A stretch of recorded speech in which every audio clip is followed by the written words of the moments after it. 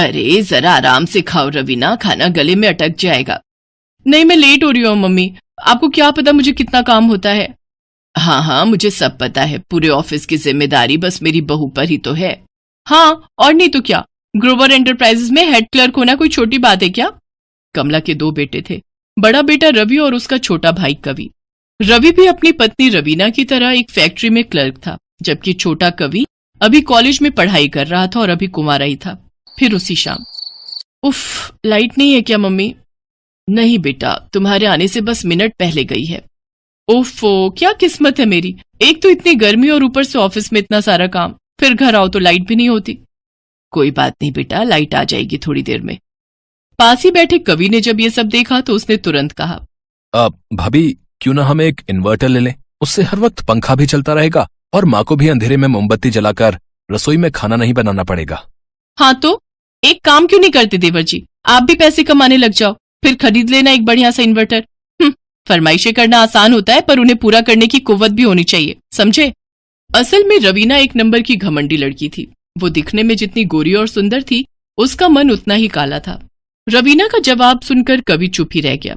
रवीना का कवि को इस तरह झिड़कना कमला को भी अच्छा नहीं लगा, लेकिन घर में लड़ाई ना हो इसलिए वो भी चुप ही रही और ना ही इस बारे में अपने बड़े बेटे रवि से कुछ कहा। फिर अगली सुबह, अरे बेटा रवि। हाँ माँ बताओ। बेटा वो कवि को अपने कॉलेज की फीस देनी है तो। हाँ माँ मुझे याद है कहाँ वो, जरा बुलाओ तो उसे। हाँ कवि बेटा जल्दी, यहाँ भैया ने बुलाए है। जी भैया। हाँ भाई हीरो, कितनी फीस देनी है और कब तक देनी है ये भी बता दे। भैया 1 सेमेस्टर की जाएगी 15,000। ठीक है, मैं शाम को एटीएम से लेते आऊंगा पैसे, तब तक एक काम कर। ये कहते हुए रवि ने अपनी जेब से 100 रुपए का नोट निकाला और कवि की तरफ बढ़ा दिया। कवि ने भी खुशी खुशी वो नोट ले लिया। उधर अपने कमरे के दरवाजे पर खड़ी रवीना ये सब देख रही थी। उसने फौरन आगे बढ़कर कहा, हाँ हाँ उड़ाओ उड़ाओ, पैसे तो पेट पर लगते हैं ना, यहाँ तो भरत मिलाप हो रहा है ना, तभी तो राम जी छोटे भाई पर जायदाद लुटाए जा रहे हैं।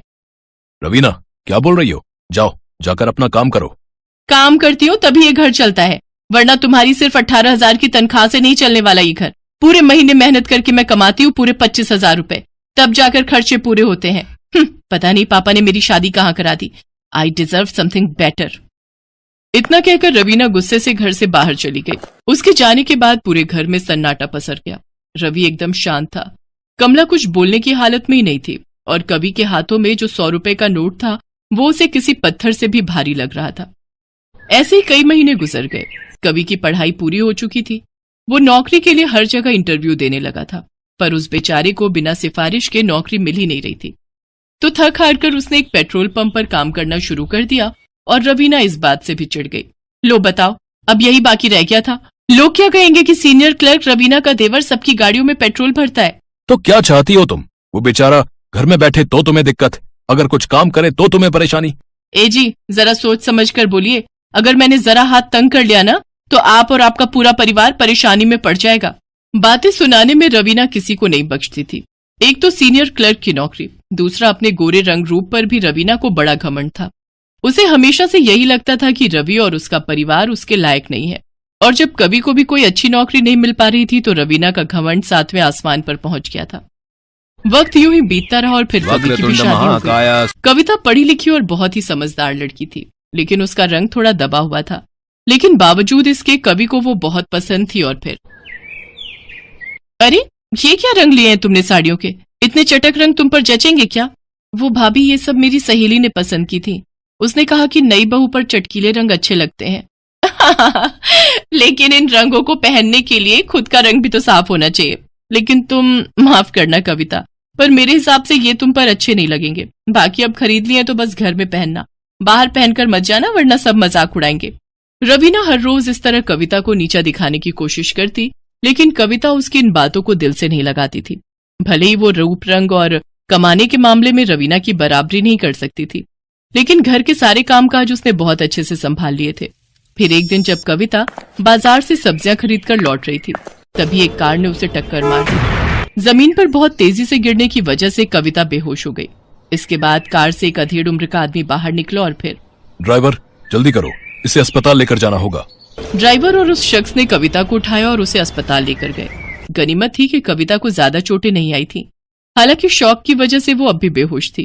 कार से उतरने वाले शख्स का नाम अनूप था, जो देखने से ही काफी अमीर मालूम होता था। वो कविता को अस्पताल से अपने बड़े से घर में लेकर गया, जो वाकई बहुत शानदार था। फिर कविता के होश में आते ही, अब मैं कहाँ हूँ? बेटी, तुम मेरे घर में हो। मेरा नाम अनूप ग्रोवर है। मेरी कार से ही तुम्हारा एक्सीडेंट हुआ। I am sorry. कोई बात नहीं सेठ जी, मैं ठीक हूँ, लेकिन अब मुझे चलना होगा। मुझे अपने घर जाना है। हाँ बेटी, मेरा ड्राइवर तुम्हें छोड़कर आएगा, पर उससे पहले मुझे तुमसे एक बात पूछनी है। तुम्हारे हाथ पर ये सितारे? जब मैं छोटी थी तब मेरी मम्मी ने ये 3 तारे मेरे हाथ पर बनवाए थे।